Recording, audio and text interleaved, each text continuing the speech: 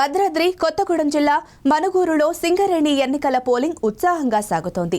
మణుగూరు ప్రాంతంలోని 7 పోలింగ్ కేంద్రాలలో 2414 మంది కార్మికులు ఓటు హక్కును వినియోగించుకోనున్నారు. ఇక్కడ ఏఐటీయూసీ, ఏఎన్టీయూసీ, టీబీజీకేఎస్ మధ్య త్రిముఖ పోటీ జరుగుతోంది. పోలింగ్ కేంద్రాల వద్ద పోలీసులు గట్టి బందోబస్తు ఏర్పాటు చేశారు.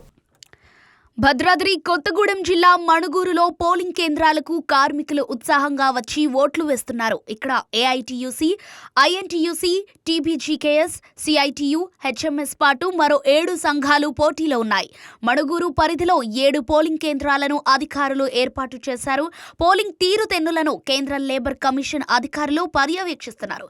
ఇక పోలింగ్ కేంద్రాల వద్ద ఎలాంటి అవాంఛనీయ సంఘటనలు జరగకుండా పోలీసులు బందోబస్తు ఏర్పాటు చేశారు. పోలింగ్ కేంద్రాల్లోకి సెల్ ఫోన్ తీసుకెళ్లడాన్ని నిషేధించారు. అన్ని పోలింగ్ కేంద్రాల వద్ద 144 సెక్షన్ అమలులో ఉంది. ఇదొక్కటే గుర్తు పెట్టుకోండి, సింగరేణి కార్మికుడు అన్నాడు కార్మికుల హక్కుల కోసం, కార్మికుల కోసం, కార్మికుల భవిష్యత్తు కోసమే ఆలోచించేది. డబ్బు కాదు, డబ్బు ఇవ్వాలంటే రేపు పోతుంది.